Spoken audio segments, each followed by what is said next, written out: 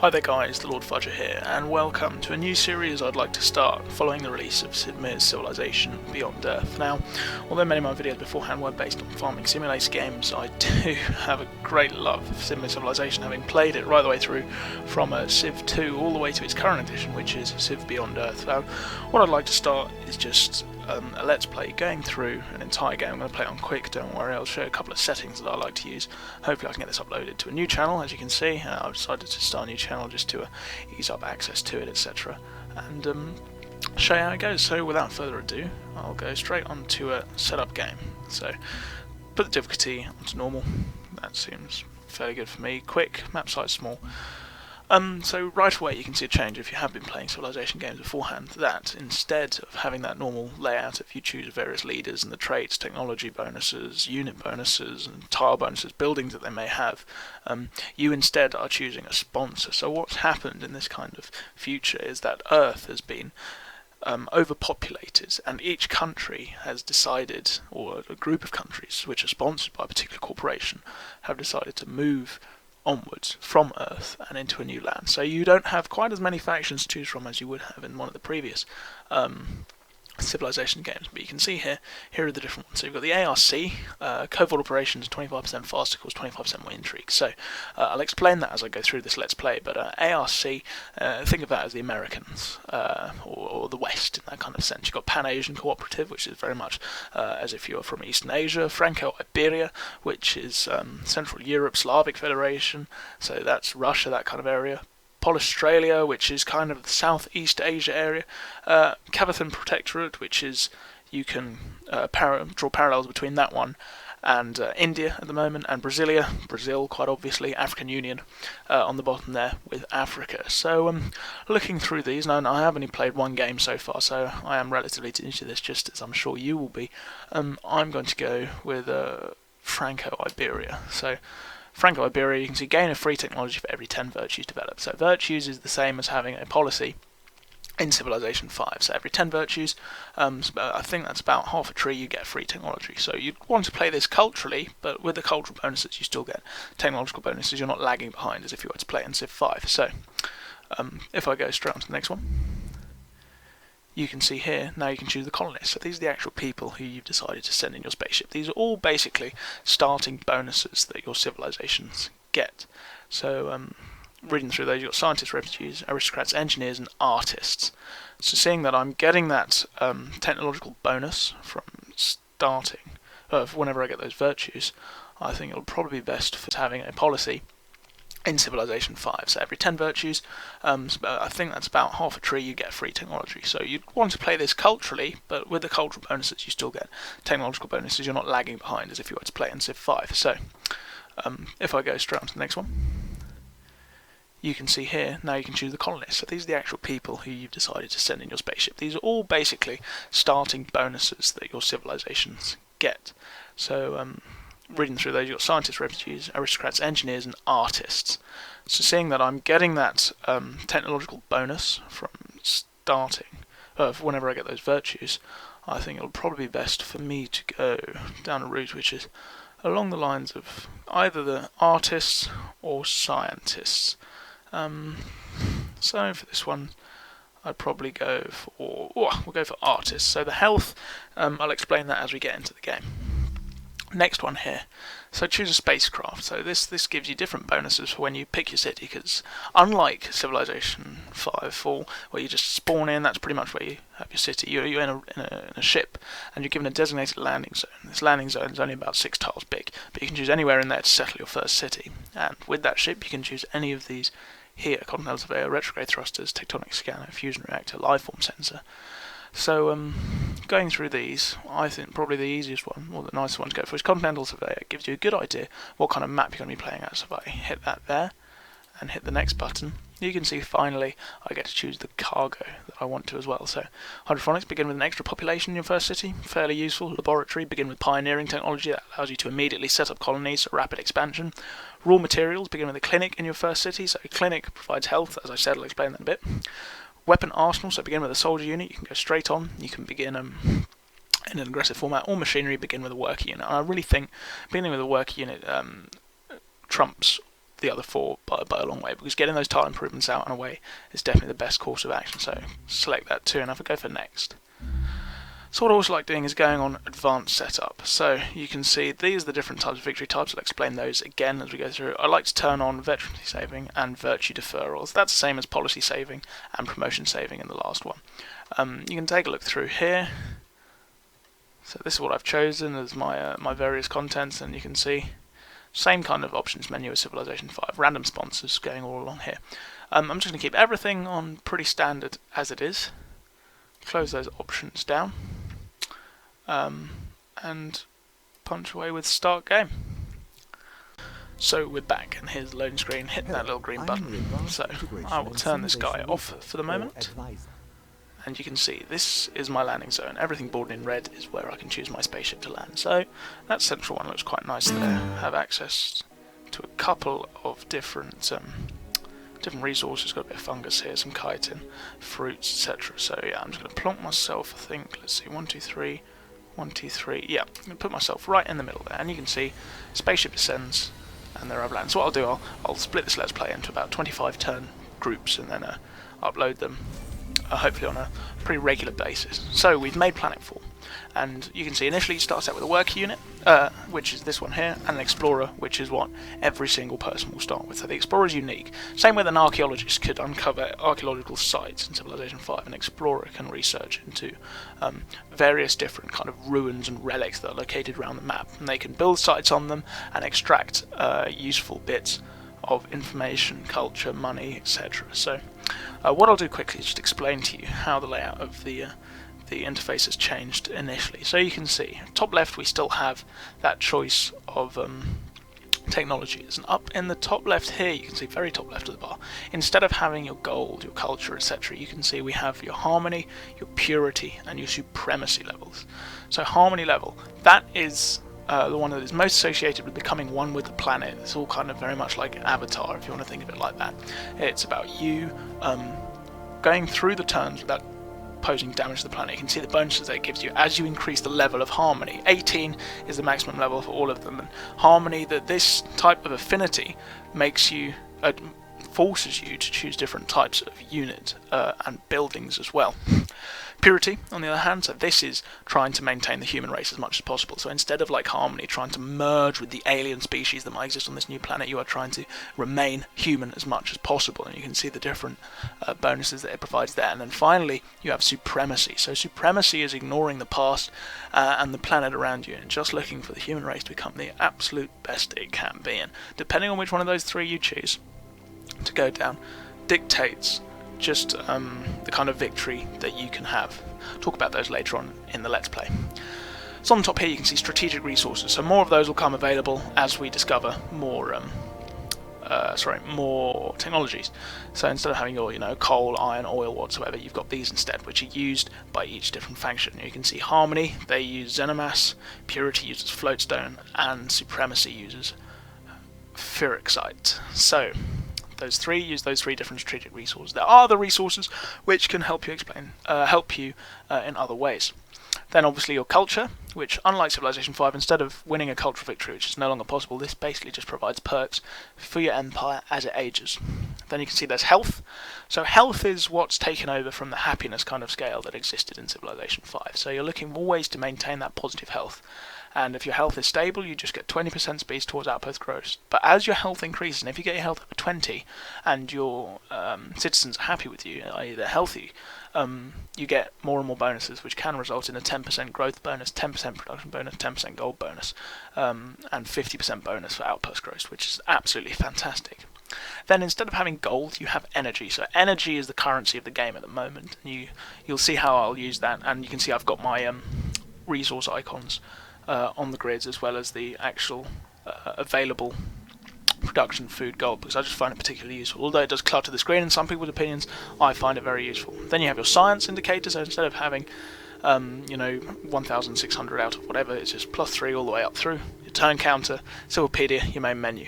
So instead of the minimap being down in the bottom right, they've moved it up into the top right, and it's far less detailed than what it was in Civilization 5. So you can see already, I can see the outline of all the coasts from landing. I think that's particularly useful, knowing where the land masses are, knowing where the opponents are going to be. So you can see I'm located on this side here, so chances are I'm going to have another person land over there, maybe one there, but it pretty much means I've got free expansion going around to the east, which is probably what I'll be looking for.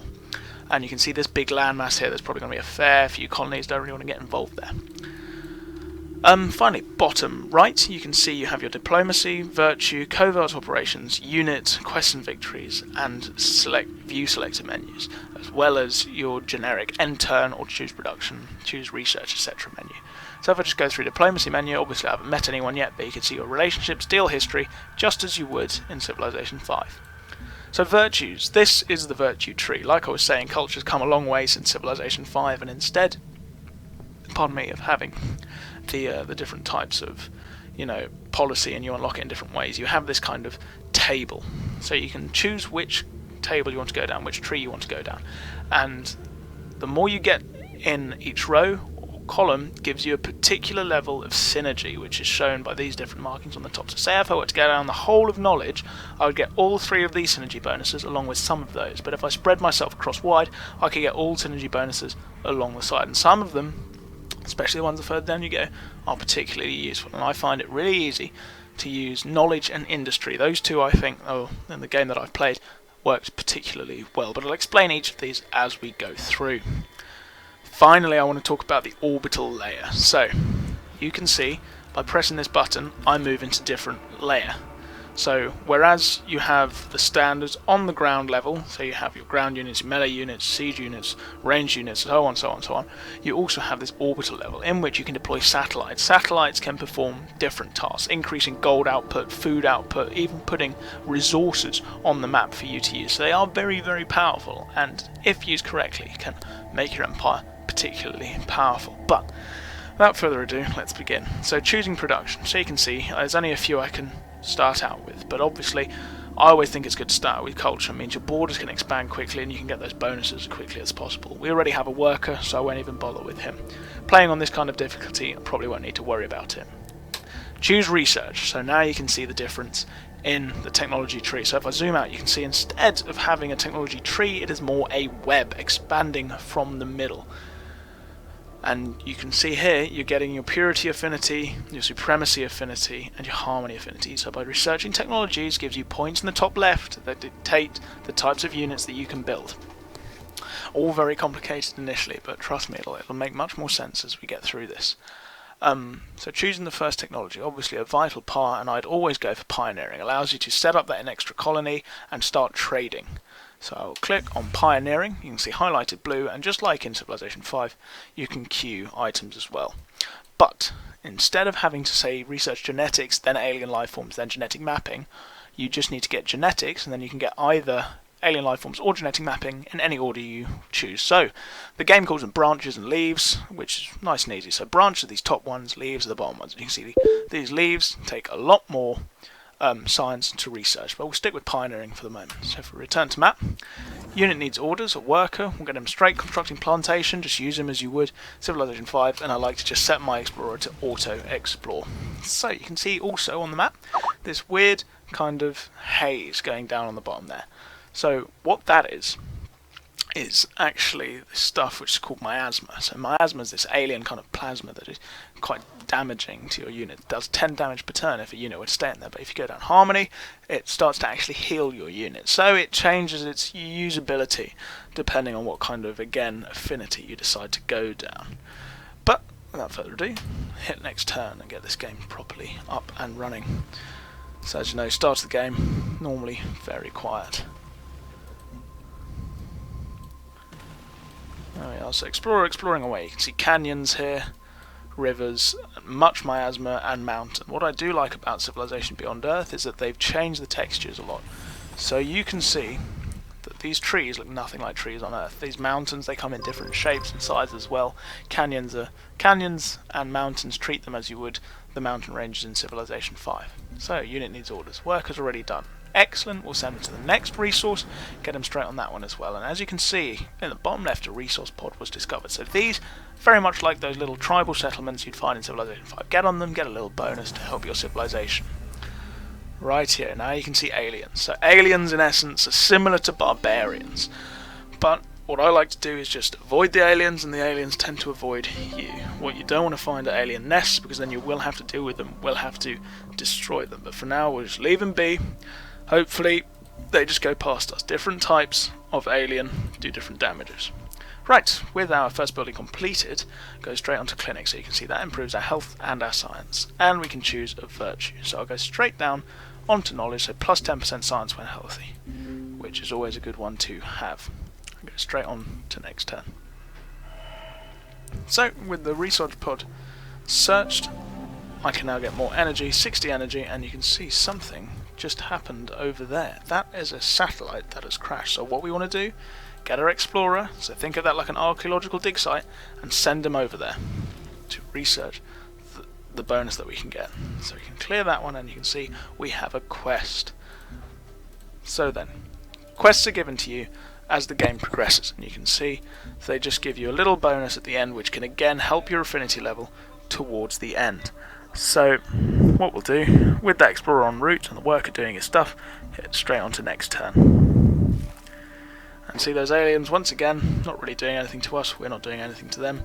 No units in their way that might pose a threat, and you can see explorer is being damaged because it is in miasma, and we've already got our second virtue. So if we look, each city tile develops culture for every population. So what I like, the knowledge tree as well as doing your science also does culture, which was the best way that I think you can improve yourself in this game. So, seeing that we're about to do an expedition, I'll choose field research, get 20 science for completing an expedition. So when they do that, we'll get 20 science, and hopefully that can help us through these first few basic technologies. And that explorer's done that one as well. We'll send him over to the fungus, get that done as well. You can see some more aliens emerging over to the left of our city as well. Send the explorer back up through, and we'll show you hopefully what that satellite looks like. So construct a plantation. Now you can see we have completed all buildings. So what I'm probably going to do for this one, get another explorer going, because we don't really need a worker at the moment. As you can see, we can't build a settler or what are known as colonists yet. So what I've done there is click quest decision. So an old relic has provoked some ideological split among our citizens. So that's the Earth relic, and you can choose whether they are maintenance free or provide one culture. Seeing that we are earning a bit of gold, only one at the moment, and I want to get as many bonuses as possible, I'll go straight to the one that provides plus one culture for relics. So with that completed, hit next. Okay, yeah, sorry about that, guys. And let me get straight back to it. So again, leaving that alien there, another quest decision here. So, provide care for defence workers or civil workers. Go for civil, one more health, nothing bad can be said about that one. Go straight on to next turn, and our explorer is approaching our final destination. Finally researched that new technology. We choose progress. That means I can now develop trading posts and build colonists. So with one of virtue already done, I'm going to go straight back into it, and want to go sticking in knowledge, go for the culture bonus now as well. And you can see we're already getting plus 6 culture after just 12 turns. Do remember this is a quick game, so everything is increased. What we'll do now, we'll take a look at these bonuses that we can get. So that gives us plus 2 health, plus 1 health science. That keeps aliens away. Food from desert. That does oil. A bit more complex. I mean, I'm probably going to go for genetics here. Scientific advisor recommends that, so let's go for it. And then hopefully, including the bonus we get from Explorer, that will work. So there's another strategic resource you can see for Axite.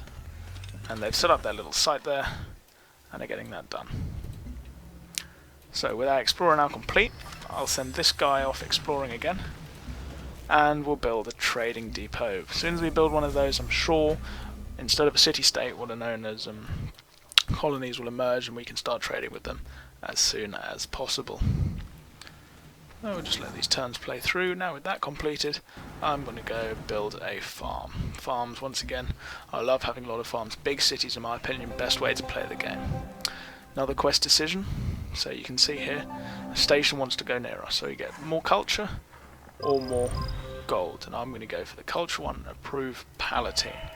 So Palatine has now been founded here, and we can trade with them as soon as this trading post is complete.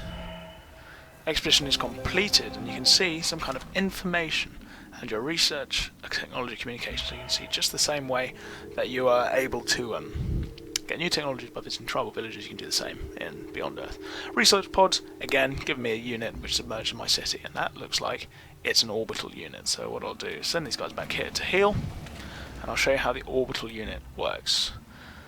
Firstly, let's take a look. We can either go purity and supremacy or harmony. I think we'll go for a bit of purity and supremacy.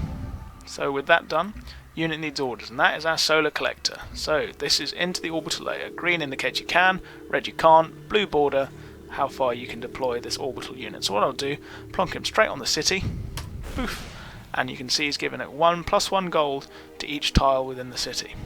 And there's the satellite there doing its job. So remove the orbital layer, you can see there's that cone of influence that it's emitting. Hit the next turn, and just do a few more turns now so you can get a real understanding for early game. Heal these guys up, and what I'll do, as soon as I create a trade route between these two, we will call it a day.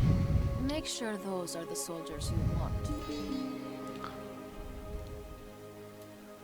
There we are, another technology and ability to build something else. So what I'll probably do, again these all give us health, so I'll go for a bit of cytonursery because that'll give us an extra bit of science as well. And we got one more virtue. Let's take a look. So each city child develops plus 0.5 science for each population, or extra culture equal to that. So we'll go for a bit of that one. I'm getting 8 culture because we're only getting 5 science at the moment, but 5 health. But hopefully that'll go up as soon as we complete our next building. Going on to our next one, so you can see we've researched genetics, which open up these next 3 we can get. Obviously 33 turns, not going to bother looking at those yet. What I'll go for is probably planetary survey, allow our explorers to cross the ocean. So unit needs orders, that's the worker yet again. We'll go make a pasture on those over there. Explorer is healed up, set him to explore, and let's change production to a trade convoy, turn to map. There we are. Let's see if we can get this trade convoy up and running. It's only a few turns. The way I like to use trade convoys as well when we get a bigger empire is, instead of using it to trade with other nations, is to trade within, because that massive production bonus you get and food bonus, I think, outweighs that of just getting a lot of gold. Because it tends to be, if you're city and you're using solar collect as well, you will get a lot of gold and you won't need to worry about making trade routes with other nations. So if we just continue through, you can see after just 20 turns, pretty good spawn, and someone else has landed on the map. So instead of having everyone starting at the same time in Civ Beyond Earth, people start at staggered times. So this is very much the Western, and they are good at their kind of spying kind of stuff, so you need to keep an eye on them, see what they do. Won't do any trading with them yet, but you can see that is where they have been founded. So on that other big continent, quite away from us, so we've got time yet. So you want to use this early time to just focus on a quick settlement. So you can see a lot of aliens here, so this unit's probably going to get destroyed. We've got a siege worm there as well. Those are extremely dangerous. Those can wipe out entire improvements and units. So thankfully these guys have yet to do anything. But we've got a trade convoy, so as you can see, 4 culture per turn. We'll set that trade route up just like we would in Civ 5. So what I'll do is just choose one more production, continue on that cytonursery, end this turn and call it a day. So I hope you enjoyed this video, and again it's going to take me a while just getting my base back up, and hopefully I'll see you guys soon. Sorry for that interruption in the middle, but I look forward to hearing from you fellas in a bit, and I'll see you all in the next episode.